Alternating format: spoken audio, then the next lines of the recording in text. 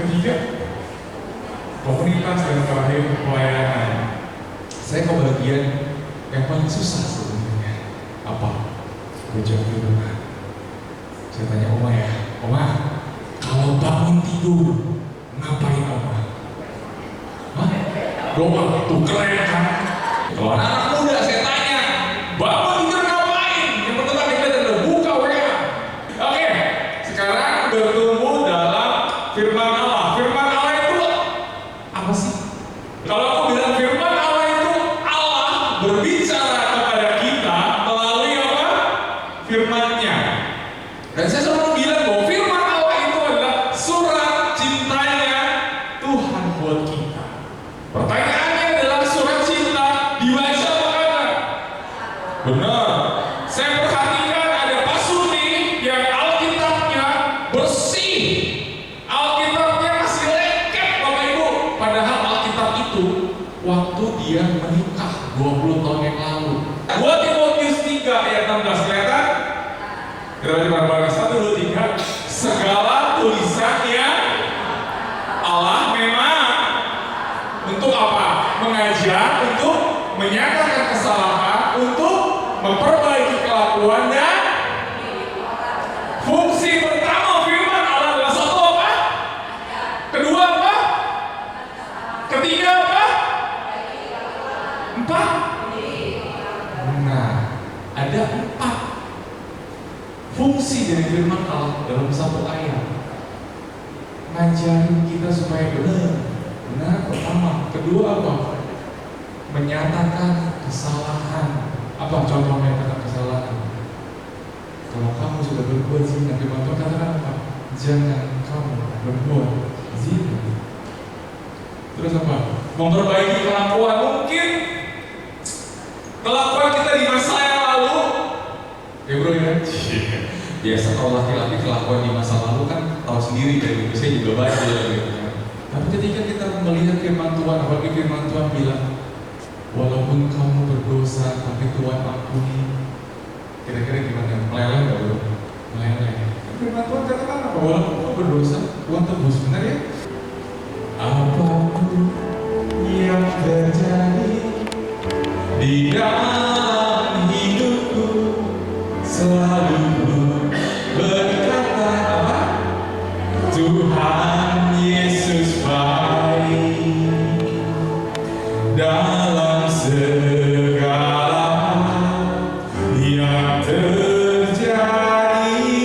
Selalu ku berkata Tuhan Yesus baik. Bareng-bareng yuk. 1, 2, 3. Dari awal kita menyatakan di depan, apapun yang terjadi di dalam hidupku, selalu berkata Tuhan Yesus baik dalam segala yang terjadi.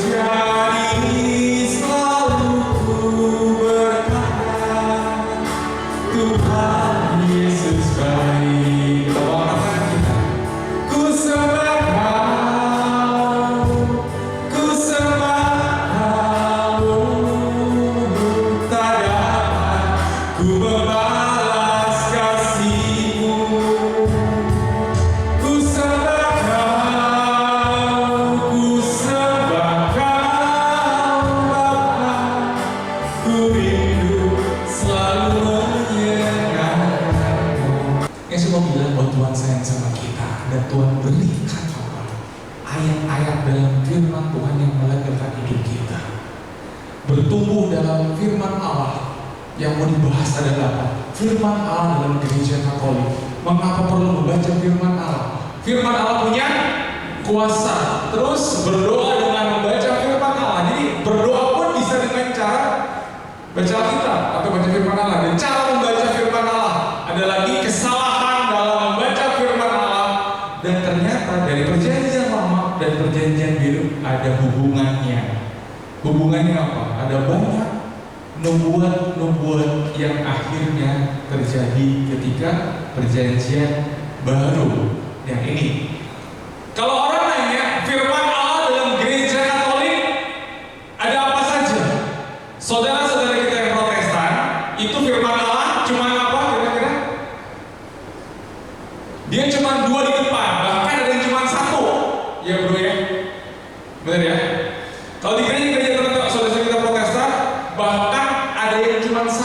apa? Yang tengah doang. Tradisi mereka juga enggak, tapi ada juga beberapa kalau Protestan itu biasanya mereka masih menganggap tradisi itu sebagai firman Allah. Jadi tradisi dan firman Allah yang sungguh hidup dan dihayati oleh ibadah dan ajaran para rasul yang belum dituliskan. Saya mau tanya Bapak Ibu di sini, yang Bapak Ibu rayakan setiap hari misa itu tradisi atau firman Allah? Tradisi bangsa Yahudi, mereka makan perjamuan Paskah. Ada lagi apa yang tradisi? Ada beberapa yang firman Allah itu kita ambil, kita contoh karena itu adalah tradisi. Kedua, firman Allah dituliskan dalam inspirasi Roh Kudus. Itu yang tengah. Saya tes ya, boleh? Kisah para Rasul yang ini siapa? Salah. Pasti ngomongnya Paulus. Kisah para Rasul yang ini siapa? Lukas. Saya tes lagi nih. Wahyu yang tulis siapa?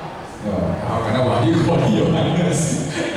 Nah ini kita orang Katolik seringkali nggak tahu gitu kan. Injil ada 4 apa aja? Matius, Markus, Lukas. Oke.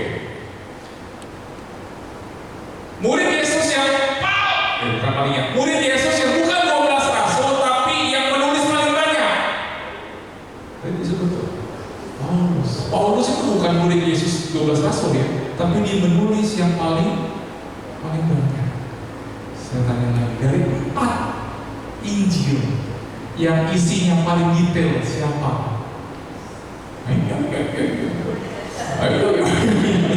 Dari 4 Matius, Markus, Lukas, Yohanes yang isinya paling detail siapa? Yohanes. Kenapa? Yohanes nemenin Yesus dari kapan?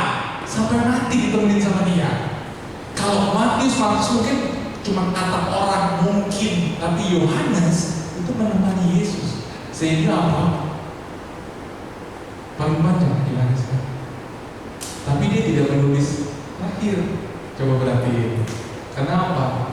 Surat yang ditulis oleh Yohanes dan dia tulis semenjak dia kenal Yesus. Oke. Magisterium. Nah, apa ya magisterium?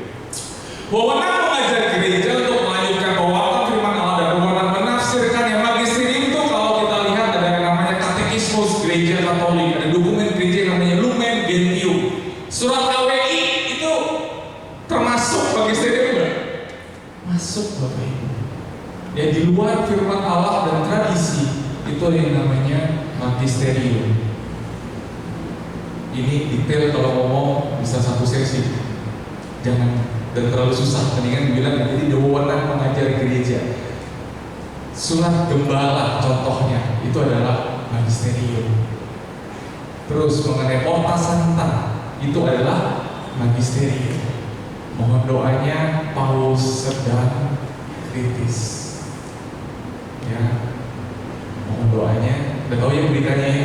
Walaupun dia sadar, tetapi karena paru-paru itu cuma 1 sebenarnya berfungsi. Jadi ketika dia mengalami pneumonia, itu berat sekali dia. Enter. Mengapa perlu membaca firman Allah? Kita percaya karena apa? Mengenal. Berarti kita percaya kepada firman Allah karena kita percaya kepada Allah. Dan kita percaya karena kita mengenal Allah, kita mengenal Yesus. Kalau Bapak Ibu enggak mengenal Yesus, tidak mengenal Allah, mau nggak baca firman Tuhan? Enggak akan mau. Benar nggak? Tulisannya kecil-kecil, nggak kelihatan. Suka begitu kan? Kalau gue udah plus begini, enter. Kita enter. Ini kata-kata Charles Browning ya. Oke, kata-kata Charles Browning, tapi enternya aku mau jelaskan di sini. Mengapa perlu membaca firman Allah?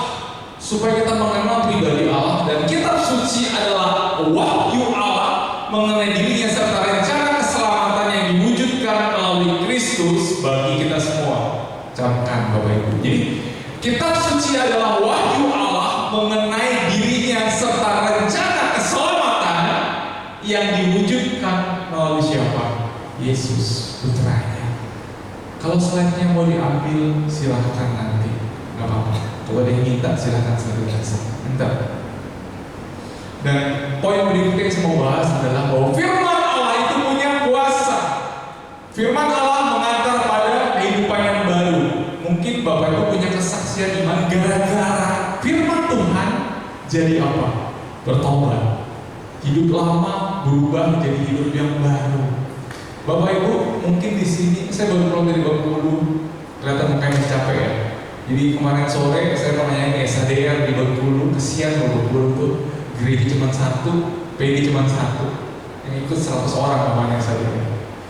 Dan ketika mereka banyak sekali menerima firman Allah, mereka menerima kata-kata Allah yang begitu luar biasa, mereka ada yang bilang, saya bejat, saya bilang saya nakal ya cowok-cowok lah, terus saya berdosa.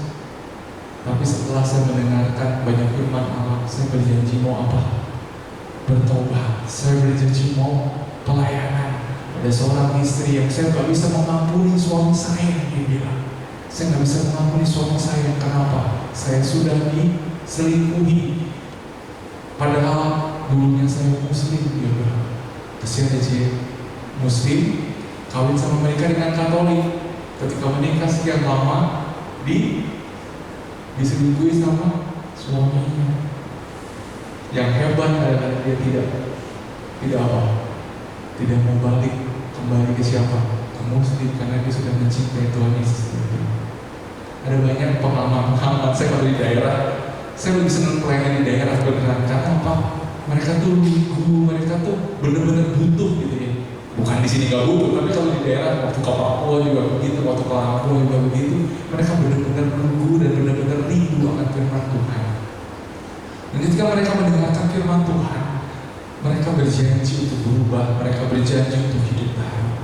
Entah kuasa dalam firman Allah. Jadi kita baca ayatnya Markus 4 ayat 21, 23. Dan akhirnya yang ditaburkan di tanah yang baik ialah orang yang mendengar dan menyambut firman itu lalu berbuah. Ada yang 30 kali lipat, ada yang 60 kali lipat, dan ada yang 100 kali lipat. Firman kalau ditaburkan nih, saya kayak nabur apa nih? Benih. Jatuhnya ada yang subur, ada yang gimana? Batu-batuan, semangat, bertumbuhnya beda-beda. Kita yang mana? Harusnya adalah kita yang jatuh ke tanah yang subur. Ada lagu apa? Firman-Mu pelita bagi kakiku, terang bagi jalanku, terang bagi jalanku. Firman Allah menjadi pedoman atau bimbingan bagi umatnya. Bapak Ibu kalau lagi di gelap, gak usah yang terang, lilin aja, itu bisa menjadi apa? Pedoman supaya kita bisa jalan. Bapak Ibu kekasih Tuhan, seringkali kita mungkin saat ini lagi galau, lagi mungkin tahu lah pergumulan gue gitu, lagi ada masalah. Tetapi ketika ada firman Tuhan contoh, datanglah hai kamu yang letih, lesu dan berbeban berat, aku akan memberikan kelegaan kepadamu. Kalau yang waras dengan firman itu kira-kira lega. Saya bilang kalau yang waras ya, yang percaya ya.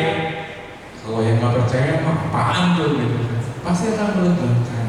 Seperti apa? Kita berjalan di tempat yang gelap, gak bisa lihat, tiba-tiba ada lilin yang menyala. Enter. Firman-Mu pelita bagi kakiku dan terang bagi jalanku. Mazmur 119 ayat 105. Enter.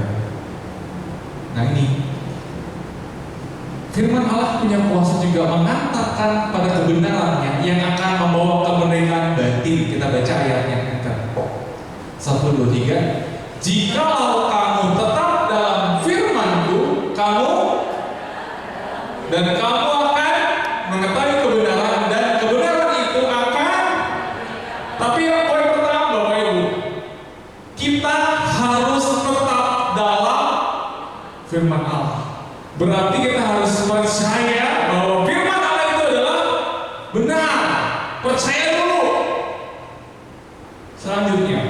Dan kebenaran itu akan memerdekakan kamu. Artinya apa?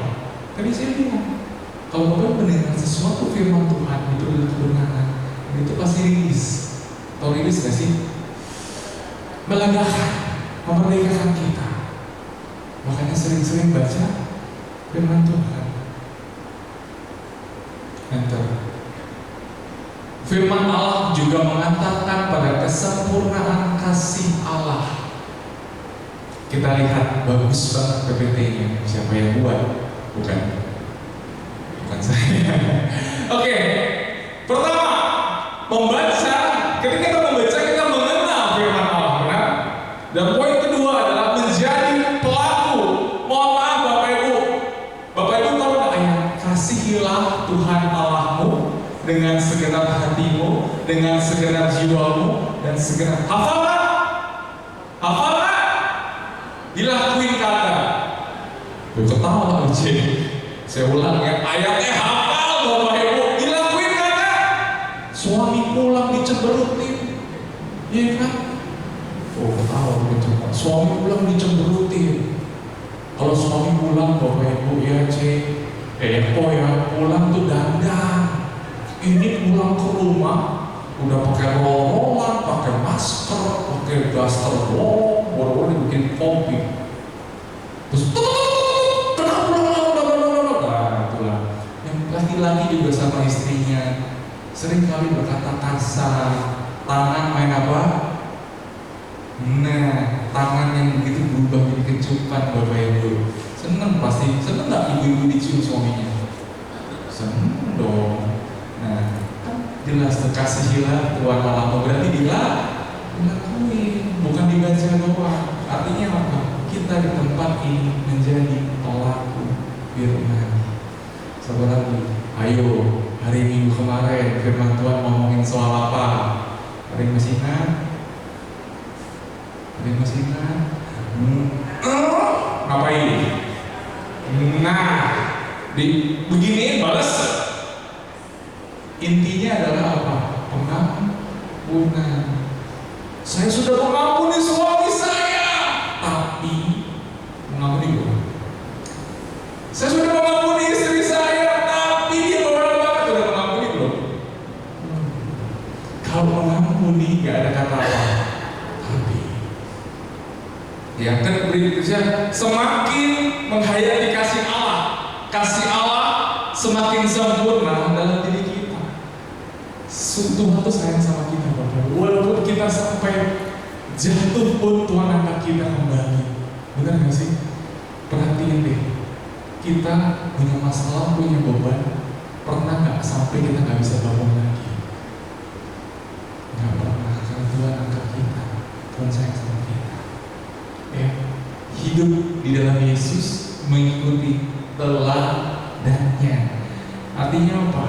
Kalau Yesus tidak berdosa, kalau Yesus mau berkorban buat kita mestinya gimana? Kita juga jauh dari dosa dan kita juga mau berkorban buat orang lain, penuh kasih. Orang pulang gereja aja, baru pulang gereja, gue pernah lihat kemarin pulang gereja udah ribut gara-gara apa? Keluar parkir dulu-duluan. Itu baru pulang dari gereja. Orang Katolik. Saya kasih lagi. Ini lucu. Saya udah pernah, tapi saya pengen Bapak Ibu ingat saya kasih lagi. Di sini kita pengikut Yesus, benar? Ikut Yesus. Kalau Yesus ke sono kita kemana? Ke sono. Kalau Yesus ke sono, Yesus ke belakang. Sekarang mau tanya, kalau Yesus disalib, ketawa kan? Kalau Yesus disalib kita ngapain? Gede apa salib Yesus gitu? Kalau Yesus disalib, kita apa? Kita mampu sampai kesenangan dengan Yesus. Karena apa? Yesus mau berkorban buat kita. Kita mau berkorban gak buat Dia? Amin. Lanjut. Baik. Nah ini contoh. Apakah saya baik dan setia dalam pekerjaan saya. Jadi Bapak Ibu mungkin di sini di kantor gitu ya, kantor gitu atau bekerja. Ciri khas orang Katolik apa sih? Apa? Bukan tanda salib, bukan sebenarnya. Kemarin makanya saya suka dapat bahan TikTok buat bahan renungan tuh bagus banget. Ada yang lihat kemarin nggak? TikTok Mary Riana diskusi dengan Ustadz Jafar. Tahu nggak ngomongin soal apa? Nanti gue bahas. Soal apa kira-kira? Perceraian. Kenapa? Jadi ceritanya begini. Mary Riana lagi diskusi sama Ustadz Jafar. Ustadz Jafar, saya salut dengan orang-orang Kristen, dengan orang-orang Katolik, dengan orang-orang Nasrani. Kenapa dia bilang? Karena apa? Kalau dalam ajaran Muslim ada yang berzina, yang perempuan, maka suami berhak untuk menceraikan talak 3. Tetapi di gereja Katolik nggak boleh yang namanya perceraian. Dan saya tahu solusinya kenapa mereka tidak boleh bercerai. Kira-kira solusinya apa? Yang dizolimi, coba bahasanya, kan gue ikut Muslim nih. Yang dizolimi alias yang diselingkuhi mengampuni, yang selingkuh bertobat, jadi cerai. Karena mau mengampuni dan pertobatan itu basicnya adalah apa? Kasih. Pertobatan dan mengampuni jika bakalnya awalnya adalah kasih, dan kasih itu yang diajarkan Tuhan sendiri kepada kita. Kalau kamu ditampar pipi kanan, balas kanan, kasih kiri.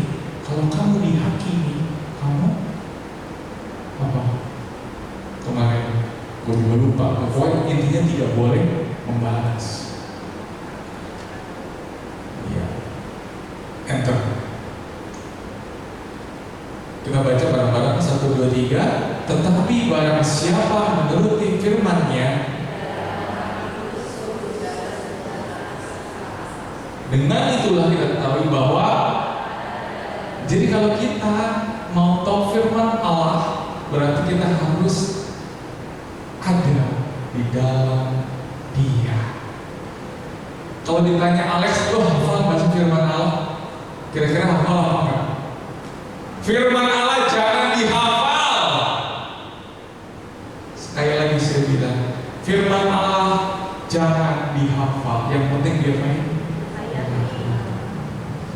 Mau dihafal kayak hafal kan? Kasih bilang Tuhan Allah mau dilakuin enggak?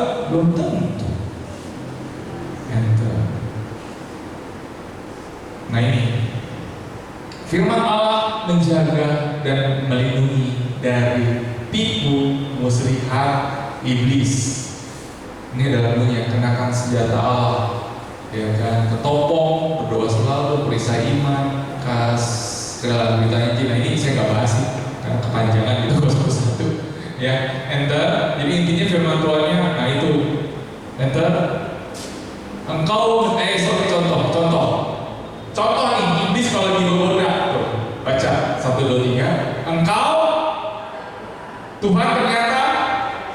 Jadi kalau Bapak Ibu lagi punya masalah, punya problem, ada sosok nih yang namanya iblis suka bilang apa? Lu tuh ya, katanya anak kesayangan Tuhan. Masa anak kesayangan Tuhan punya beban begini berat? Suka begitu gak? Baik Tuhan gak apa? Gak sayang sama lu, Tuhan gak mencintai lu. Itu siapa yang ngomong? Iblis. Bentar. Kita baca bareng-bareng ya ayatnya 1, 2, 3. Kenakanlah seluruh perlengkapan senjata Allah supaya kamu dapat bertahan melalui tipu muslihat iblis, dan terimalah ketopong keselamatan dan pedang Roh, yaitu apa? Firman Allah.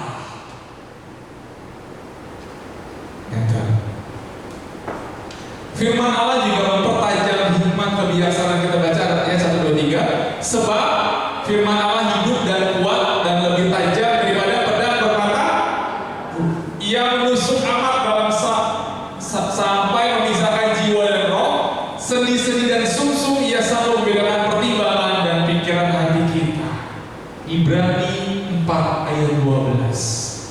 Santo Hieronymus bilang apa? Ada yang tahu Santo Hieronymus yang nulis Alkitab bilang apa? Kalau kamu tidak pernah membaca firman Allah, berarti kamu tidak mengenal Allah. Karena kalau kamu tidak pernah membaca firman Allah, berarti kamu tidak pernah mengenal Allah. Enter. Nah ini berdoa caranya gimana gitu ya? Satu, Lexio. Tahu Lexio Divina? Ya, Lexio Divina tuh caranya adalah Bapak Ibu baca firman Tuhan, ada ayat yang tersentuh berhenti diulang-ulang. Itu namanya Lexio Divina. Apa yang dikatakan firman Allah, ulang-ulang, dan diresapi firman Allah, itu namanya Lexio Divina. Yang kedua apa? Meditatio. Apa yang dikatakan oleh teks Alkitab pada saat ini. Nah, tahap ini membutuhkan waktu dan proses untuk mendapatkan kebenaran teks secara kontekstual. Oke, terakhir adalah oratio. Teks ini mengajakku untuk mengatakan apa kepada Allah. Dan terakhir, kontemplatio, masuk ke dalam doa batin, berjumpa dan berserah kepada Allah. Ini yang namanya Lexio Divina. Kalau Bapak Ibu pernah ikut retret awal di Romo Yohanes, pernah ke Cikanere, frater dan suster sering ngajarin ini. Lexio Divina itu ada 1, 2, 4 step. Pertama Lexio, kedua meditatio, oratio, dan kontemplatio. Biasanya, mohon maaf Bapak Ibu, susah banget karena apa? Ngantuk. Bener. Saya pernah baru Lexio, tiba-tiba bangun-bangun kontemplasi bener. Bener ya?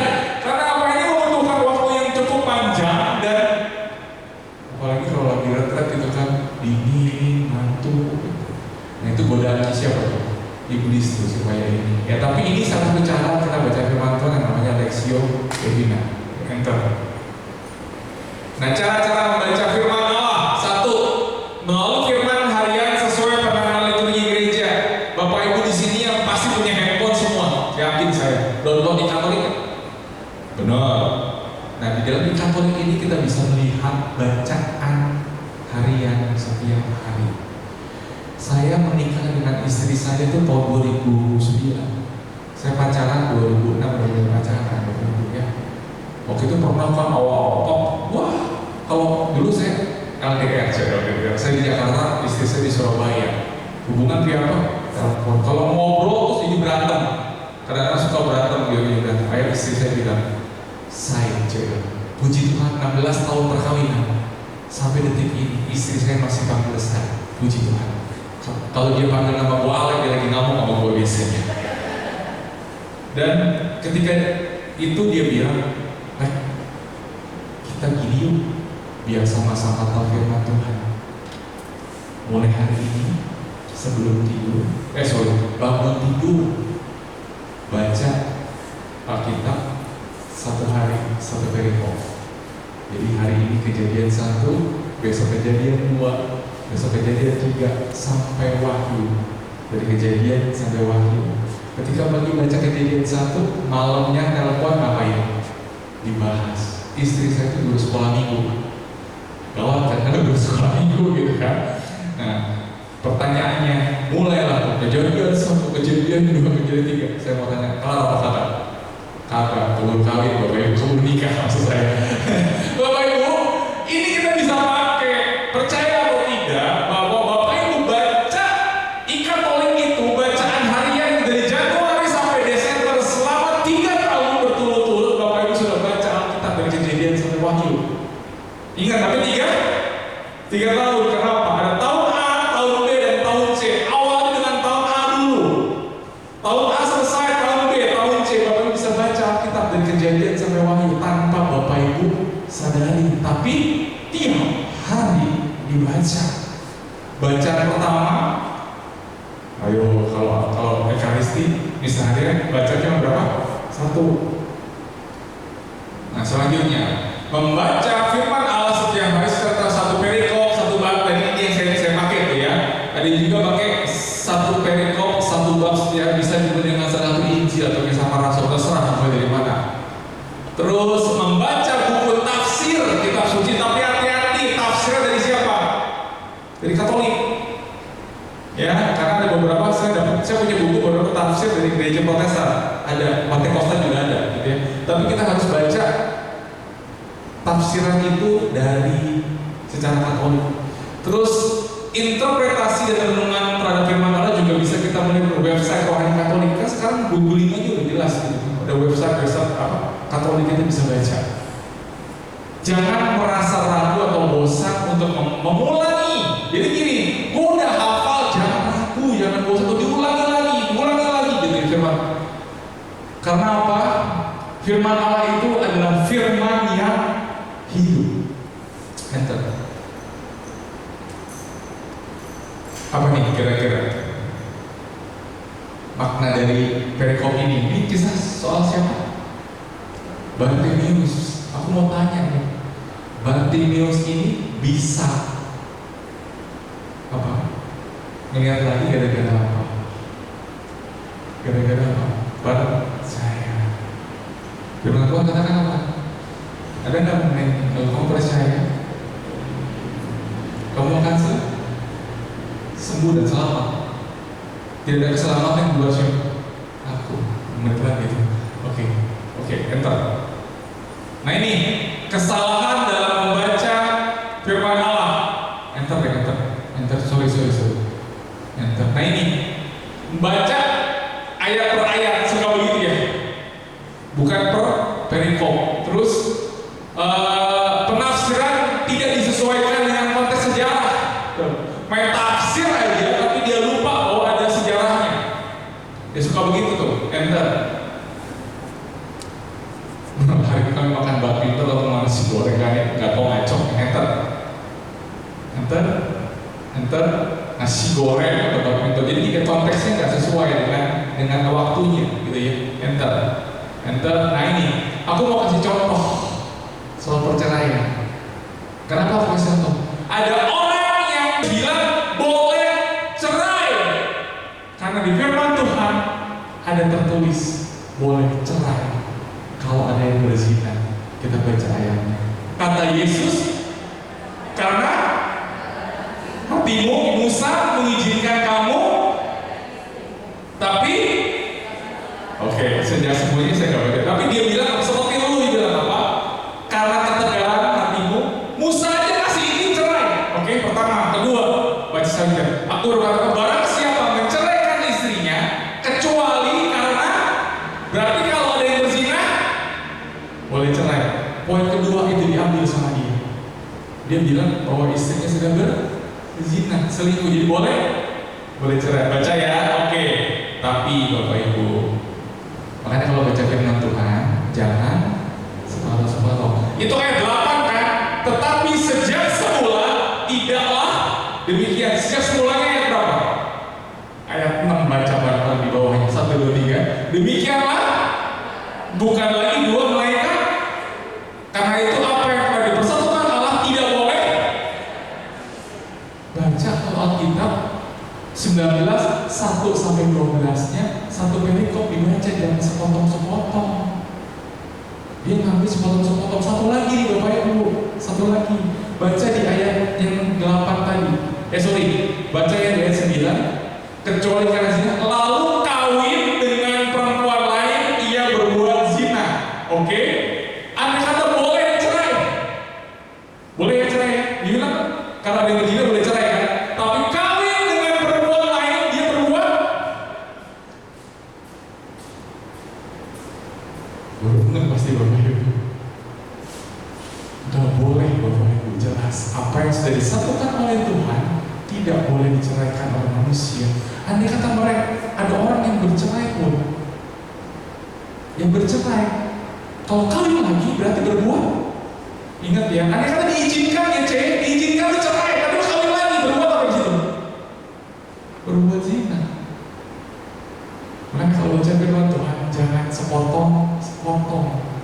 Saya ambil contoh ini paling gampang karena banyak orang yang melegalkan perceraian gara-gara apa? Ayat ini. Saudara Satu lagi, penafsiran secara pribadi. Ada yang bilang bahwa penggandaan roti dan ikan sebenarnya gara-gara orang yang membagi berkat. Mantap kan? Jadi gara-gara ada yang anak kecil bawa 2 roti 3 dapat 2 roti dan 5 roti dan 2 ikan, itu jadi orang-orang pada bawa makanan semua.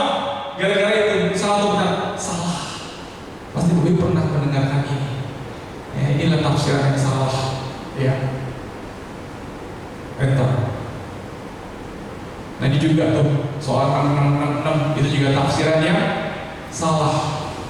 Kita Wahyu itu diramal bahwa akan ada apa? Kiamat dan sebagainya. Kita Wahyu sebenarnya lagi suasana di surga. Bapak Ibu juga Wahyu 1 sampai 11 baca yang ngomong soal akhir zaman cuma 1 ayat kalau nggak sampai 2 ayat. Isinya adalah suasana di surga seperti apa. Enter cepet aja. Enter. Nah ini itulah. Terus tidak mengakui gereja, ya. Jadi hanya mengakui kitab suci sebagai wahyu Allah dan tidak mengakui tradisi suci atau bagai tidak mengakui gereja. Jadi kan tadi 3 tuh ya. Apa? Wahyu Allah. Ada 3, firman, magisterium, tradisi. Itu harus diakui 3-tiganya. Bukan cuma firman Allah doang. Kalau Bapak Ibu tidak mengakui yang 2, Bapak tidak mengakui gereja. Nah ini juga Alkitab disembah-sembah. Nah suka begitu nggak sih, saya yakin lah. Ini menganggap Alkitab adalah buku yang suci dan harus disembah. Yang harus diituin adalah dihayati. Enter.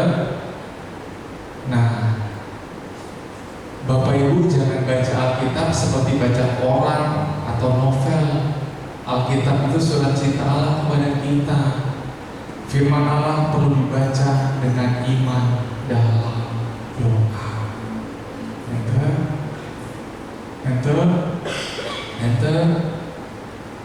Tata keselamatan perjanjian lama terutama dimaksudkan untuk menyiapkan kedatangan Kristus penebus ke seluruh dunia. Katekismus Gereja Katolik 12:122. Dan perjanjian lama ada persiapan bagi kepenuhan Mesias dalam Yesus. Kristus mengadakan perjanjian baru, maka perjanjian lama tidak berlaku lagi. Yang tidak berlaku adalah apa? Ada istiadat sebagai syarat untuk beroleh berkat di dunia. Tuh, yang gak boleh berlaku itu doang tuh. Contohnya apa? Nah, makanya Gereja Katolik tidak mengenal apa yang namanya perpuluhan. Oke? Enter, selesai. Oke, Mesias menurut perjanjian lama dan perjanjian baru.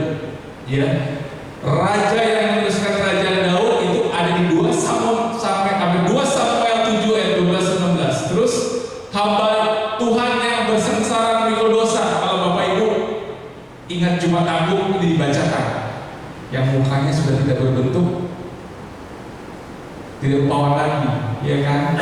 Itu di Yesaya 53 ayat 34. Anak manusia yang memiliki sifat surgawi, Daniel 7:13-18. Dan terakhir imam pengantar pada keselamatan. Itu semua ada di ayat-ayat itu. Yesaya 44 ayat 46, Zakaria 3 ayat 4, Sirach pasal ayat 11. Ini Mesias menurut perjanjian lama.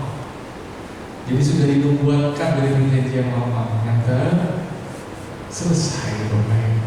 Berlanjut minggu depan apa? Nah, minggu depan saya mau tanya dulu, minggu depan sesi mengenai apa? Komunitas.